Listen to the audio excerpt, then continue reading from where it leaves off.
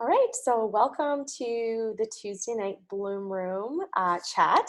I'm so excited to be not leading, but kind of just, I guess, leading this conversation tonight. And I know I've got Brooke here with me, my other RVP. And you guys all know you feel free to feel free to chime in at any point in time. Okay, so there's another person trying to get in. So tonight's kind of topic for conversation is not enoughness. So can you guys all hear me okay? Yeah? Okay. All right. So that this topic is kind of something that we all, I am sure, can, like, put your hand up if you felt not enough. I am sure we've all been there. Like, literally, it's almost like, for me, it's almost like a daily thing that I have to work on. And I know I speak for many of you guys too. So I'm really excited to talk about this topic. So I do have some, capital A, I do have some speaking notes. I've just like kind of thought about this topic for a couple days now. And so if I'm looking over here this wide so I can stay on track. And I do have a couple little posts to share with you from my phone. I know Shannon sometimes does like a slideshow. I honestly this is just not me, but I will have to show you some of the posts that I saw today that I absolutely loved. And actually one of them, I don't know if you guys follow the Birds Papaya.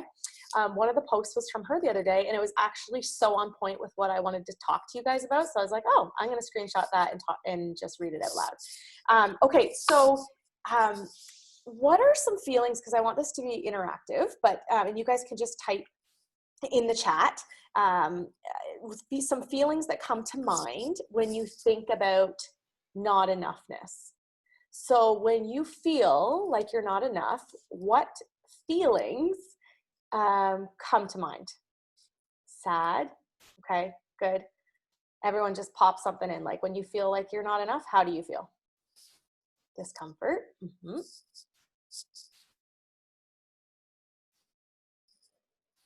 These are all so good. Hopeless, frustrated. Yeah, like sometimes I feel like a hamster on a wheel because I feel like that feeling all the time. So it's like, why won't this go away? And how much PG do I have to do to not have those, to not feel that way, right? Like, why can't we just feel like we are enough? And like Shannon Smith, we all know, is the guru of having these conversations.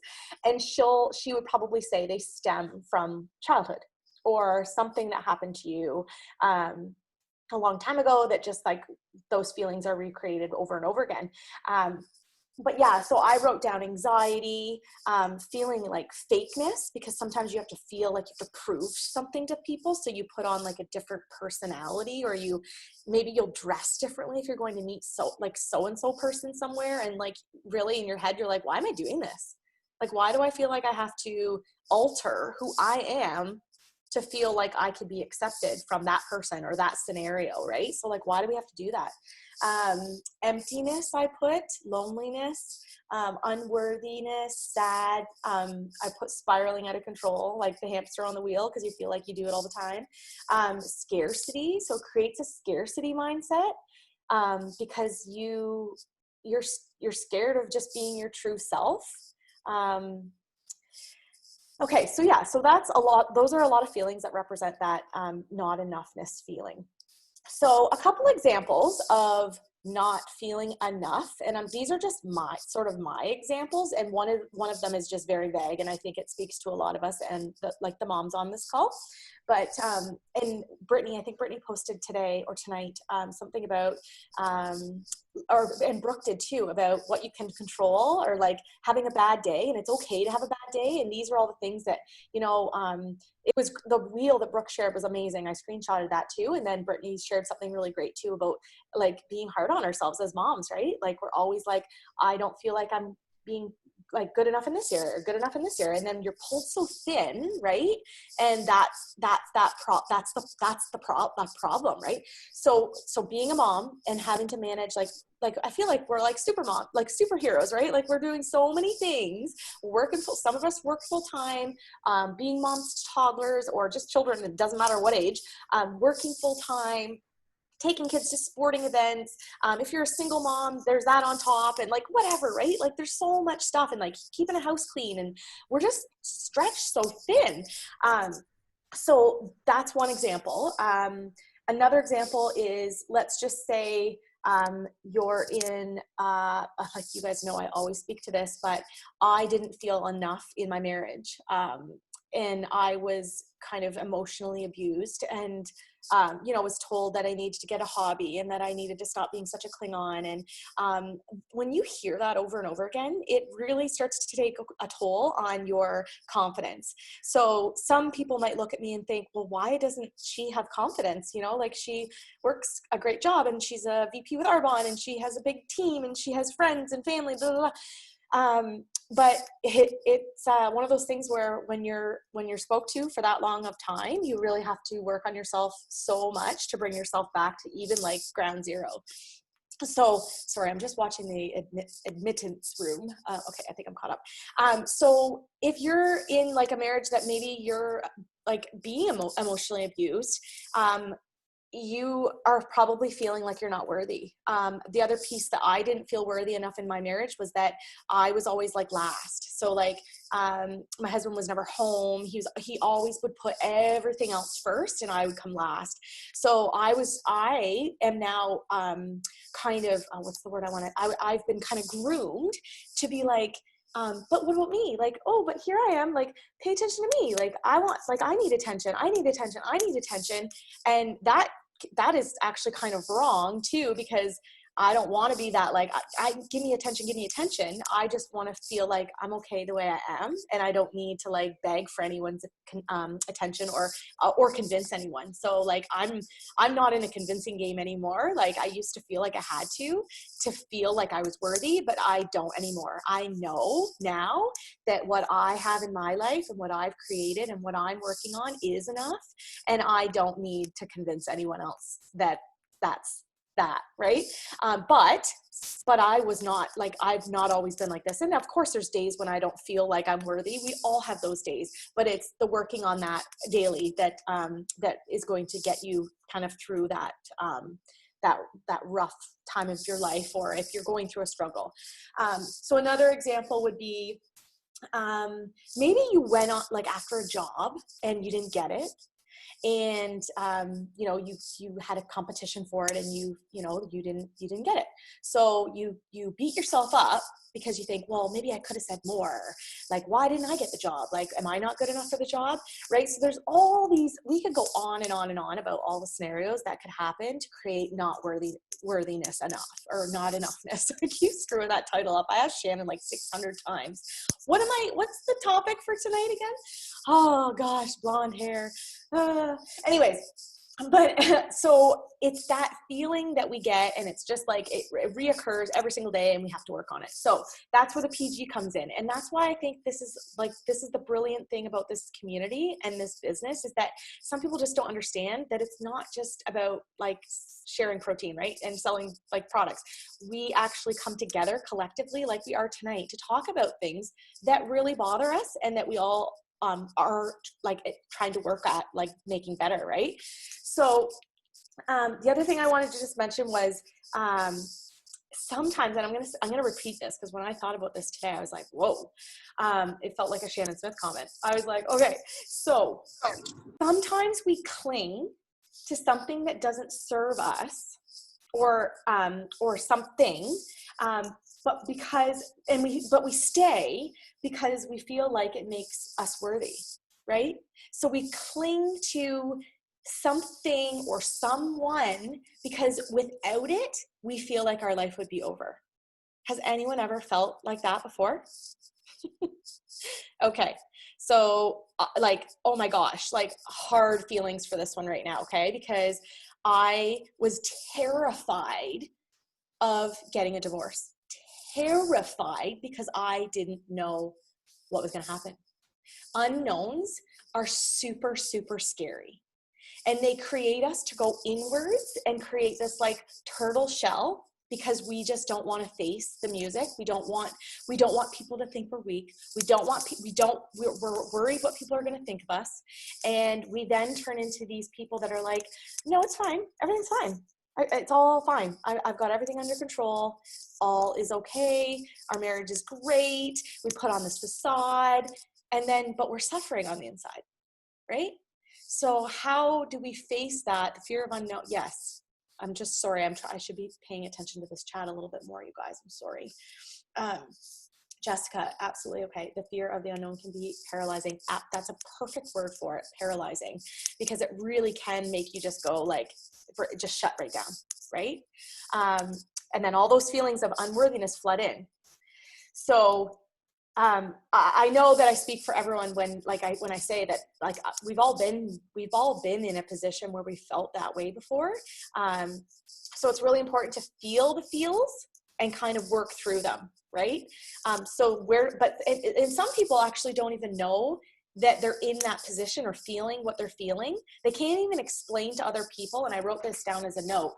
It can be stressful to explain what's going on in your head when you don't even understand it yourself. Right?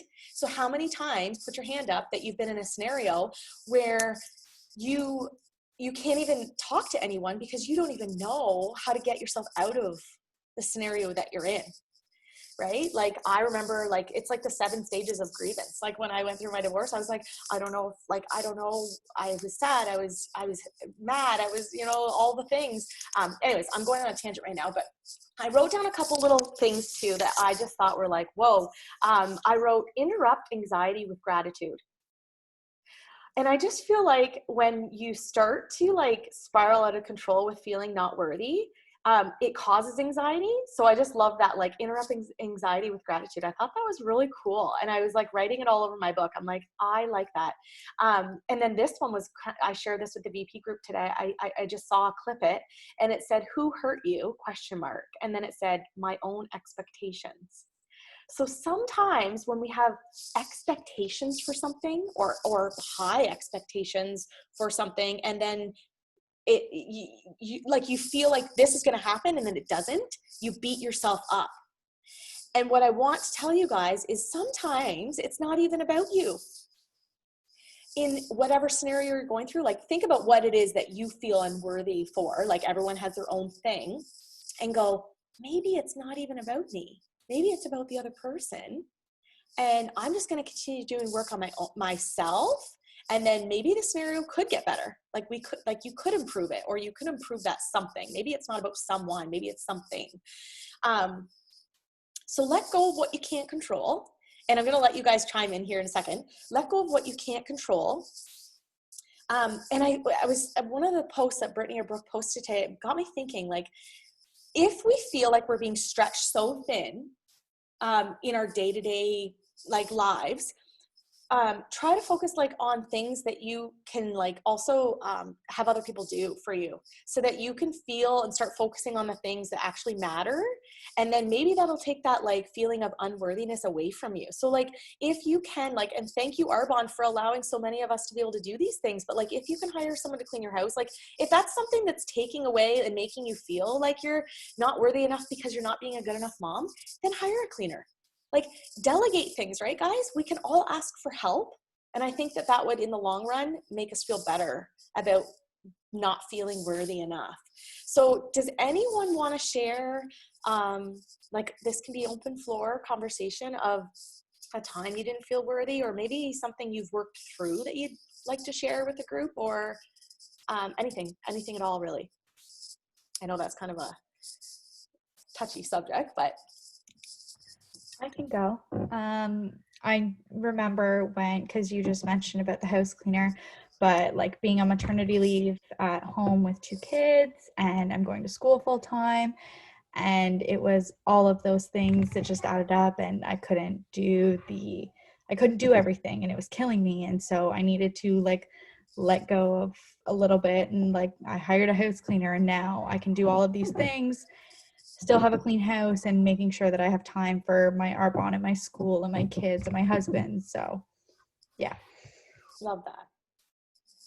And I'm glad you recognized it, Caitlin. That's the first, that's so important.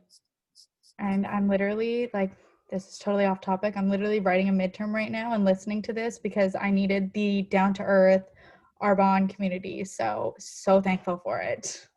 Oh, That makes my heart like burst hearing that.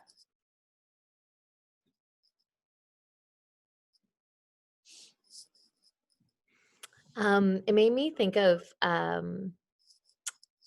actually, it was through a conversation that Erin and I had yesterday. It made me think of back when it was probably it was like second year of business.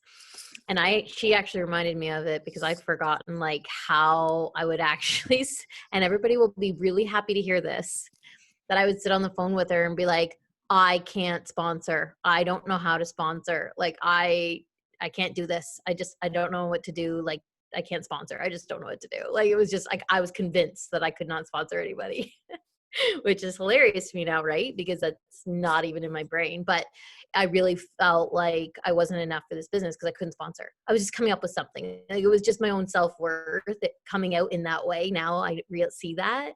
But also once I started to sponsor,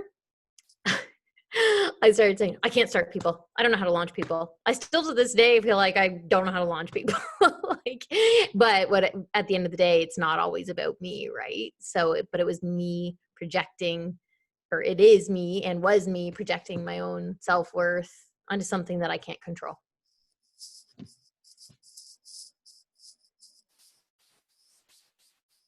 Totally, Brooke. I'm so glad you brought that up because I've had moments where I felt that way too. Exactly.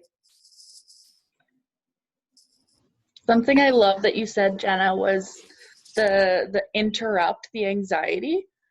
And I think that resonated with me just because when you get into that cycle and snowball effect of, oh, well, I'm not good enough to do this, so then I can't do this, and it gets all overwhelming, and you get so confused with all of those thoughts that you don't know how to break that cycle. And I think the one thing that has worked for me in the past, not saying that I've conquered this by any means, we all have to, like you say, do it on a daily basis. But the thing that I have found that does work is interrupting those thoughts and sort of catching yourself and trying to just be like, okay, let me just wedge a new idea in here just a little bit. And I think back to when I went on my camping trip this summer. It was a really big deal for me. I went on my first ever solo camping trip, and I did all this planning, and I was so excited. And I was sitting there on this trip at my campfire that I built myself, roasting hot dogs. And my natural thought was, okay, but this doesn't really count because it's I drove to my camping spot, so it's not like a real camping trip. Or I didn't have to forage for food, so it's not a real dinner. And I kept downplaying my accomplishments and feeling like even though I had gone on this trip, it wasn't good enough. It didn't count. And we can get so stuck in that. So what I did is I put a stopper, and I was like, okay, no more disclaimers. The fact of the matter is I am out at a campground with a tent by myself, and that is good enough. And I still had all of these natural thoughts come into my head. You can't, necessarily get rid of those overnight.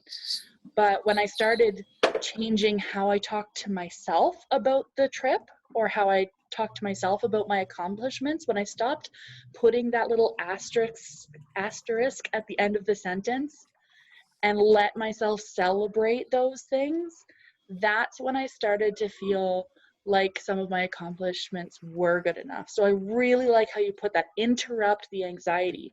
So just stick a wedge in the middle of the sentence as you're thinking it and say, okay, what proof do I have that this thought isn't true? And then give yourself some of that evidence. Find some of those tactile things that you are able to just sort of start changing the narrative. And it's not going to happen overnight. But I really love that you give that really concrete example of how to actually challenge those thoughts in your head. Oh, Daphne, I just loved what you just said. And you know what? That's huge growth in my opinion, because recognizing and stopping yourself in the middle of thinking those patterns is a huge accomplishment in itself. I can honestly say, like 5 years ago, I would have just beat myself up over and over and over and over again. And I wouldn't even have stopped to been like, you're like a loony bin. Like, why are you doing this? I would just keep going and keep going and keep going. But now, because of all the work I've done on myself and being around all you amazing people and hearing other people's stories, right? That's why it's so important to get on these calls. I now do the same thing, Daphne. Like, I stop myself and I'm like, no. Like, I don't know what you want to call it. Like, if you call yourself something, like some people call themselves something, like Trent Shelton calls himself, what does he call himself? T-Shell. He's like, listen, that's enough of that. Okay. So I don't know what you guys do to stop yourselves from doing that, but like, meditation is one thing that comes to mind. Is if you're having like a bad day, like guys, I had a bad day today. It was a rough day for me. I don't know, like I'm PMSing, I think, of TMI, sorry, but like, I'm just having a bad day. I was just having a bad day. I was not in a good mood. And you know what? That's okay. That's okay to have bad days, right? And, but I recognized it and I did a little meditation. I did some yoga and I got myself ready for this call. And, you know, you put your big girl pants on and, you know, like Shannon always says, feel the feels and then move through them. And anyways, I love that, Daphne. Thank you for sharing. And Jenna, I just wanted to add, and Daphne, I wanted to add, it takes time to train our minds. And we've heard that, right? So many times.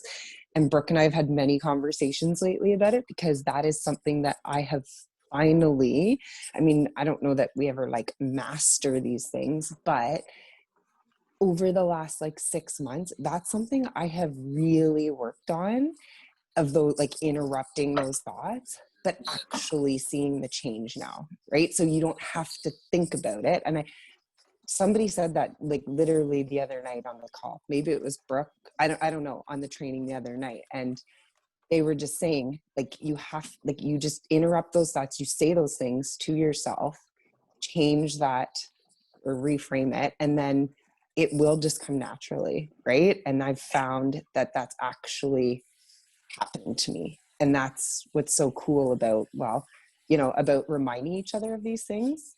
And Jenna, I have to say, like, I've gone through the same thing you have. And I still have one kid asleep or awake, so I can't really talk about it. But those feelings of unworthiness have come to me through many like different experiences.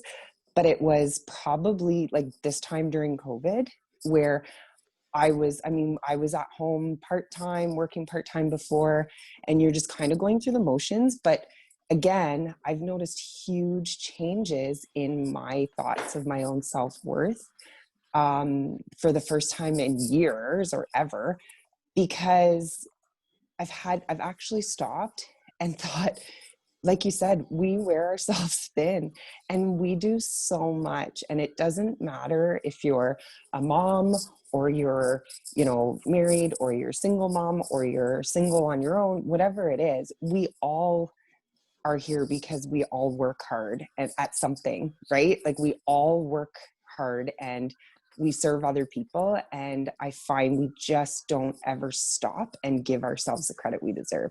And that again has been like a big thing for me in the last probably 6 or 7 months, is just stopping at the end of the day and being like, man, you just killed that. Like, good job. Like, things that we don't give ourselves credit for. And, you know, Daphne, like you said, when you're going camping, like, that's incredible, right? And we just normally discount it, or we don't actually realize how much we actually do. So anyway, I can totally relate. Yes, I know you can relate to me. We share some common things, don't we?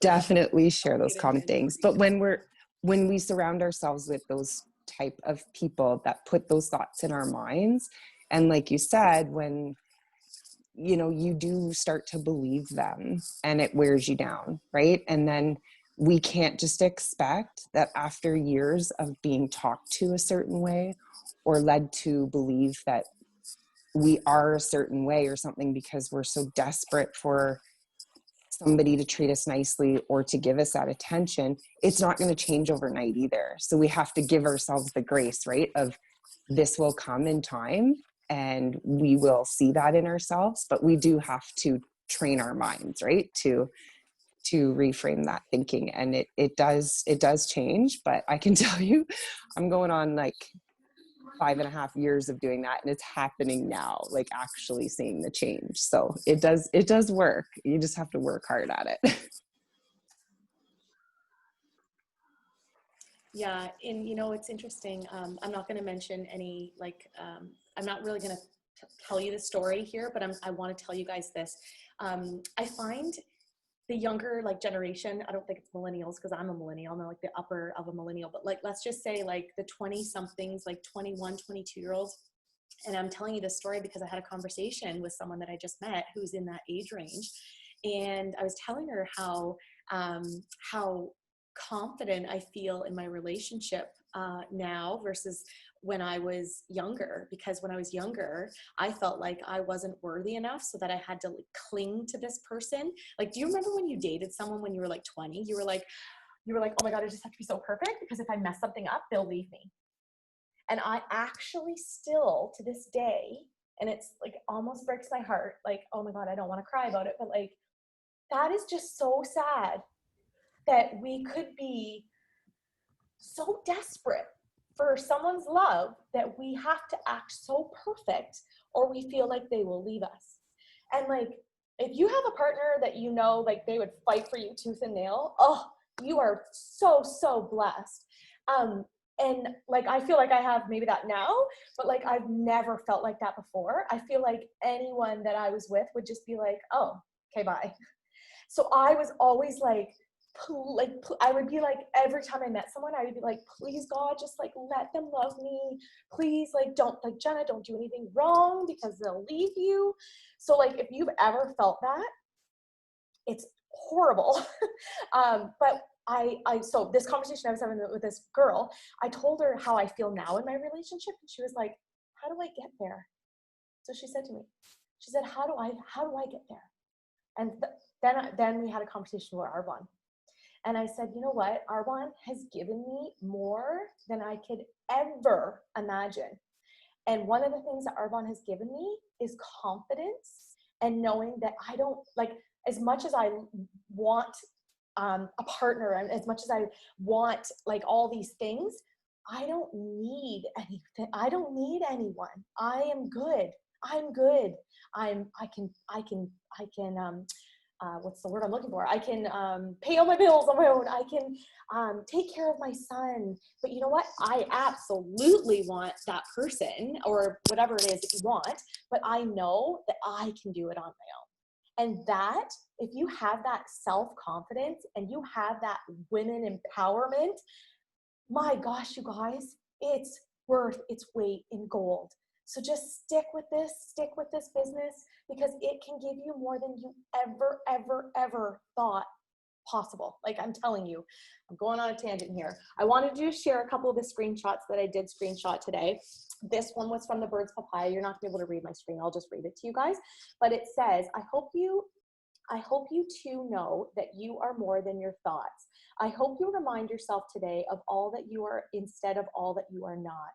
I hope you remember that even if all the worst fears come true, you can get through it like you have every time before. You are enough right now, not too much, not too little. When I saw that, I was like, oh my God, I'm talking about this on Tuesday, universe. And then the other one I took a photo of is, there's nothing more beautiful than when you prove to yourself just how strong you are. And then the other one that I got was, this one you might be able to see. So it says, I am enough. Can't read it backwards. I am worthy. I will succeed. Tomorrow is a new day. So how refreshing is that, right? Like, you have a bad day today, tomorrow's a new day. Anyways, so I think that's all I really had. Does anyone else have anything they want to share? I jotted down a few notes as you guys were talking. Can you hear me okay? Yeah.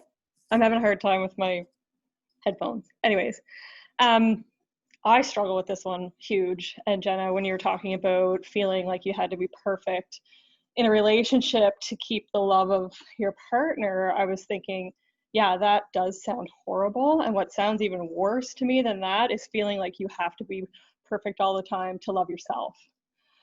And that's more of what I've experienced. And I think if you are experiencing that in a relationship, you're definitely, it's just an outward reflection of your degree of self-love. And I think what happens is we get so caught up in the ego conditions that we put on loving ourselves that we lose our authentic selves in that process. I'm going to give you an example. I started the walking challenge in September. Loved it. It was going great. I was like, yeah, I'm getting outside. Like, this is awesome. Like, I need to get outside. I feel better when I walk. This month, like past week, I went a week without walking. I was like, how did that even happen? And I realized I had switched it into this perfectionistic mode we talked about last week, right? So instead of doing it for me and my authentic self and growing myself and like doing it for those right reasons, I slipped into this like perfectionistic, like I have to get the 100 kilometers in, I have to keep pace with everybody else. It became another numbers game in the same way that QV does or weight does or whatever. And I was like, well, shit. So number one is being a witness to your thoughts, like so many of you guys have talked about, and I think that's so great that everybody's kind of at that point where they're really starting to recognize. And so I caught myself today and I was like, okay, it's not about catching up today because I was going to like walk 10 kilometers. I was going to like spend an hour and a half walking and like get caught up or somewhat caught up. It wouldn't even catch me up. But then I was like, wait a second, what's the original reason I've been doing this? So then I ended up walking for half an hour because I was like, the reason I'm doing this is for my mental health. It's not to keep pace with other people. So I think really like coming back to when you're feeling not enough, look at who you're comparing yourself with and why, and what is your reason for doing that activity. And I think often when I feel not enough, I'm not staying in my lane. I'm trying to be in everybody else's lane all at the same time. So I'm feeling not enough, and it's because I'm too much in so many areas. Like I'm trying to be like everything to everyone and be like have a million different superpowers when I know what my gifts and talents are. And they're not the same as Jenna's or Leanne's or Brooke's or Erin's. Like all of us are on a thread together as RVPs. We are an amazing team, but we all have very different strengths. So I get caught up in like, I've got to be all of those things. And it's like, well, no, you don't. No, actually, stay in your lane. Stop like comparing yourself to other people who have different superpowers than you, right? Like it doesn't even make sense. So yeah, so that was one thing. The other big thing is I think when we feel not enough, we are overloaded with emotions. So we are absolutely on emotional overload because if you're feeling not enough, you're having negative self-talk constantly all day, every day, and every thought you have is linked into an emotion. And if your self-talk is negative, your emotions are negative. It's just thoughts lead to emotions, leads to behavior. So taking care of not only the self-talk, but also the emotional piece is so, so huge. And I did one today. I'll just tell you guys quickly. So today I was like, okay, I'm going to walk for 20 minutes. I'm going to meditate for 20 minutes. That's my priority this morning. And that's what I did. And then I had to like hand in some documents for student loans. And I was just feeling really stressed about that. And it's because of residual shame is what I realized, because it got myself all worked up because I couldn't find the shit that I needed. And I was like witnessing myself get like all flustered. I'm like, why still, when like I'm in a different place financially, I still get so worked up every time I have to look at any kind of money thing. And I ended up telling myself, okay, like, where are you holding on to shame? That's what I asked myself. So I would encourage you guys to ask yourself that too. Where in your life are you holding on to shame? And so where are you avoiding things? So for me, like I avoid doing my taxes. Like I put it off. Or I have to hand in these things for student loans. Like, oh, I don't want to do that. Like, I'll just put it off. And it's like, why? So I actually gave myself 20 minutes to just sit in that emotion. And because I knew it was coming up, because I was just feeling like so agitated.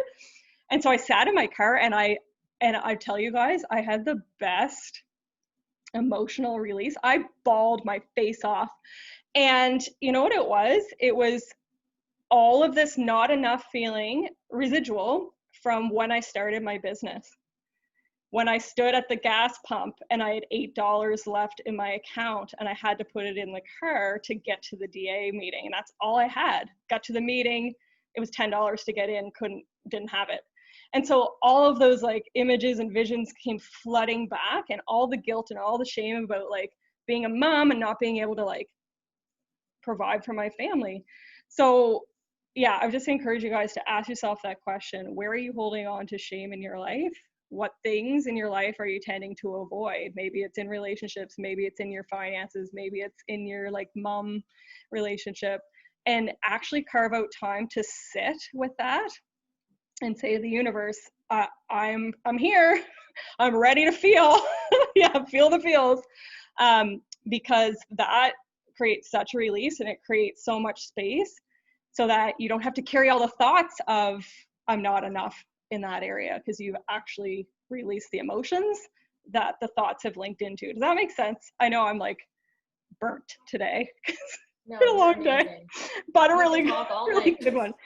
Hopefully that's connecting. Anyways, for me, it's all about like catching myself in getting caught up in the doing and coming back to the being, if that makes sense. And so that's sitting with myself. The bottom line. No, that's amazing, Shannon. You're like the guru at all of these kinds of conversations. And I feel like it comes back to like keeping up with the Joneses a little bit too. Like you get caught up in what everyone else is doing, and you're like this is such a silly example, but I don't watch a lot of TV. And someone said to me the other day, I said I hadn't watched a Netflix show. And I'm not saying watching Netflix is bad, okay? If you watch Netflix, like whatever. But someone said like, what do you live in a cave?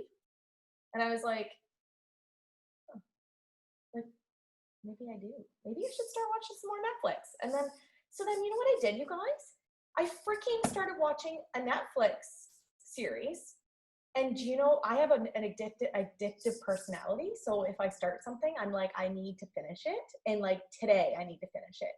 I watched this whole series called it's called Dr. Foster. I think it's called that. Anyways, it was like, it was amazing. But then, you know what I felt after I watched it? Like garbage. I was in my head about the actual show got in my head. And I actually started feeling, what if that could happen to me? Like, I know I sound like a crazy person right now, but so two things. I felt really crappy about myself for watching that much TV. And then I also felt crappy about myself because I thought, holy crap, what if this, like, I have fear now because of what if this actually came true in my life? And then I also have feels of, like why would I do that just because someone said, do you live in a cave because you haven't watched a series on Netflix? Like, do you know what I mean? This is so ridiculous, the things that we freaking do to ourselves. Like, it's just, I know that's just such a weird example, but like, it's crazy. It's just crazy. Well, it's a good I think example. too, I don't know if you can hear me, I'm driving, but I think I've been listening to all you guys talk. I think sometimes we get caught up too in the pressure of all of the things, and sometimes that pressure just comes from ourselves. And sometimes the secret could be just letting some of that pressure off, like just trying to be. Like there's so many pressures everywhere to be this and be that and be this and be that. And it's like, you can get caught up in chasing. It's like the chase, like, okay, well, like, and then your day-to-day almost doesn't matter anymore. And I was in the chase for a long, long time. And, you know, I still find myself caught up in that a little bit in some areas, but I've let go of a lot of those things, and I feel like it was one of the biggest changes that changed how I was and who I was. And, you know, I think about the training from last weekend. Yeah, Friday night, Deanna Herron's like 3-hour training. And something that she said, there was a couple of things that were like, whoa. But one of the things was somebody said, it's not about the pot of gold at the end of the rainbow, because the rainbow is the gold. And like, sometimes it's a different way of saying enjoy the journey, which I always thought was so lame. Like, it drove me crazy when people said it. Like, I was like, yeah, okay, shut it. The journey sucks. But it doesn't suck, because what I've realized now is, yeah, there's some parts of the journey that suck, but like my day to day is not torture for me anymore. Like getting up and making breakfast for my kids and doing like the mom life. I don't hate it anymore. And I'm not saying I didn't love my kids and all of that, but you get caught up in all of the pressures that you forget what you're actually doing. And I really try to be more focused on that, and it's made me see more good things around me. Like, because I love hanging out with my kids now, and I let them do them and be them and be more of who they are, because I'm not putting so much pressure on them because of the pressure put on me by me and everybody else. And it's just so important to remember that, like, the rainbow's the gold. Like, don't forget about your day to day, because I'm sure I'm not 100 years old, but I'm sure if I make it there, I'm not going to be laying there thinking, the only thoughts that are going to come through my head are like, ooh, the day I paid off this. Oh, the day I got this job. Oh, the day I got that. It's going to be like, remember that time that Colin was having a temper tantrum and I wanted to blow my head off, and he was 4 and he was slamming his feet against the wall like a lunatic. Whereas now I'm like, but that was part of the journey. That was like part of him figuring out who he was along the way. And in allowing him to be those things at those times. And like, you know what, buddy, when he was little, I can remember saying, I don't even know where this came from, Arbonne, obviously. But I remember saying to him, like, okay, clearly you're angry about something. You're like flipping the Christ out. Like, you do you, man.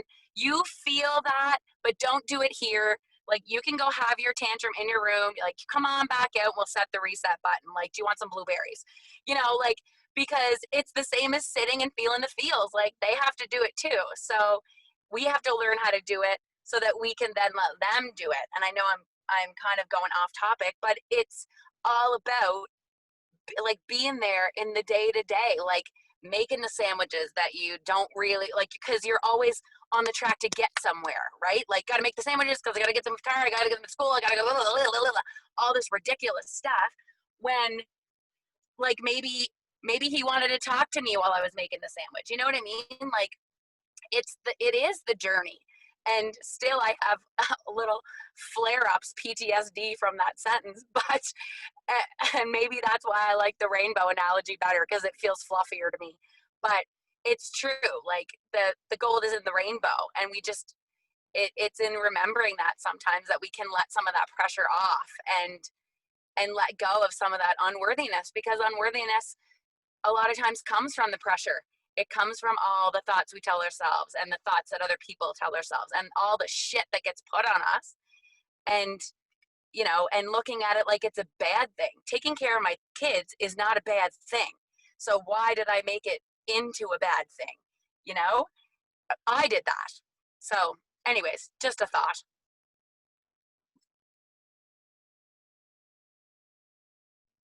We always love hearing from you, Mel. Love you, girl.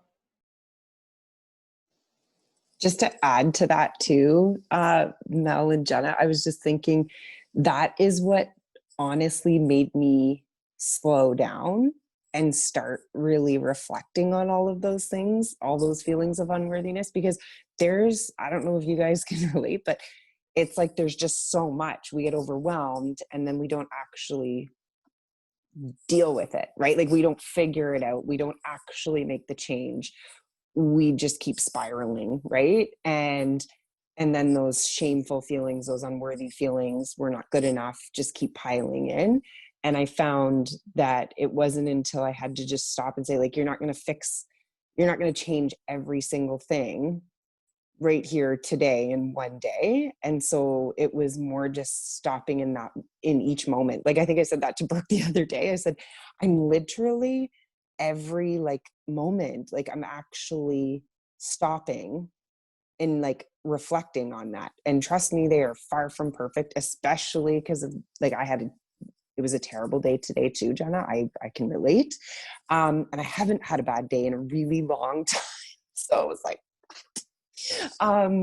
but it's okay. And me 6 months ago would have gone to bed tonight being like, oh my gosh, you just yelled at your kids all day. You just like this, and you didn't do this, you didn't do that. Where I can go to bed tonight and be like, it's okay. It happens. And like you said, Mel, that's all part of it. It's all part of learning.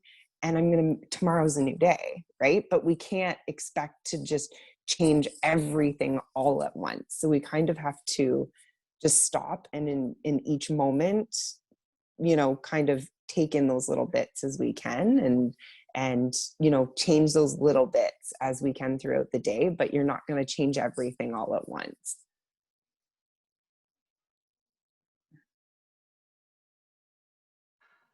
Also too, like, it's not like any of us have it all figured out. Obviously we clearly don't, and a lot of us are coming at it from a mom place because like that's what we know. And dude, like, momming is hard, and momming is hard when they're little, right? Because like you can't logic with a 2-year-old. I'm sorry, you just can't. Like, they can be, I'm sorry for my language, but they can be total assholes. It's just the way it is. Like, it's just the way it is. And but it's like, it's just about not making that like in your head about you, like how Jenna said, like, in your relationship, how someone said all those things to you and you started to believe them.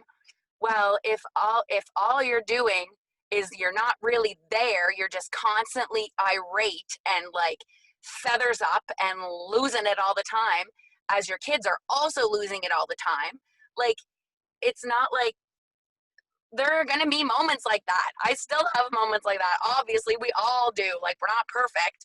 We're not, whatever, the second coming of Christ. But like, the point is like, don't make it like, it's not always an all or nothing. Like, it's not like, okay, I had a bad day, I roared at my kids all day, and now I'm sure they hate me because I'm a terrible mom, and blah, blah, blah. And then what's that going to set you up to do tomorrow? The exact same thing. Like, it's gonna set the cycle. So it's like putting a wedge. It's like breaking the cycle. Like, just relax, girl. Like, chill the Christ out, breathe it out, and just like, tomorrow's a new day. And if you start off shitty, try again the next day. Like, whatever. Your kids, I mean, they're forgiving, tiny people. They just are. They're gonna love you no matter what. It's just to try to not make that your whole identity, because that's who you have been, because I was that, and that was my identity. That's what I believed about myself. I was a shitty mom, and I was an angry, crappy person. Well, was that true though? And that's like Daphne said, ask yourself, is that true? Because it's not true. None of us are shitty people. Like, come on, people. So it's like interrupting that cycle. It's interrupting it is the biggest thing. And really, like, see the rainbow. Just see the rainbow, people. I love that so much, Mel. And something that I was sort of thinking of, or that popped into my head while you and Jenna were sort of saying that about like tomorrow's a new day. And when we started this conversation, we were talking about all those feelings, about what it can feel like when you think about I'm not good enough. And you can be exhausted and tired and sad and all those things. And so when you're in that mindset, it can be so tough to visualize any other option. Like you said, when you're in that relationship or when you're in that conversation, it can be so hard because that's just what you've gotten used to. So it was kind of making me think, for anyone that's done the What's Eating You with Shannon, there's a point where she says, like, I want to just close your eyes and think about, like, imagine a world when you're not concerned about your weight. So imagine we just shift that a bit, okay? So you just close your eyes and imagine what it could feel like without the weight of I'm not good enough. So what would that look like to you? What would that feel like to you if you were not concerned with being good enough? What sort of things would you do with your day? What sort of things would you take on? You know, just if you need to get out of that cycle, take whatever time you have. If it's 3 minutes while you're sitting on the toilet and you've managed to lock the door so that the dog or the kids aren't busting through, whatever time you have, visualize, what would it feel like if I didn't have to worry about this? And then you can use that as your fuel to, like, you know what? Okay, I know it's not going to be perfect. Today was a shitty day, but tomorrow I'm going to let some of these feelings in instead of the disappointment, instead of the sadness, all those sorts of things.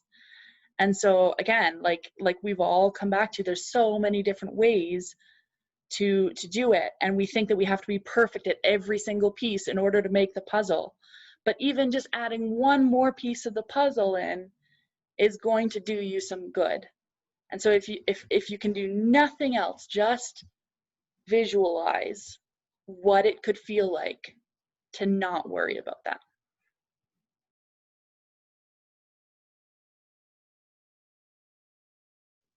Well, I think we can leave off at that. Daphne, that was perfect way to end this call. Perfect way to end this call. Thank you guys so much for everyone for sharing. And we're almost at 9 o'clock. So unless anyone else has anything they want to say, I'm going to try to facilitate the timing here. But we look forward, as always, to seeing everyone on the next call, which will be next Tuesday night. We haven't completely landed who's doing what, but we will let you guys know. And I hope you guys all have an awesome night and a great day tomorrow. And we'll talk to you guys soon.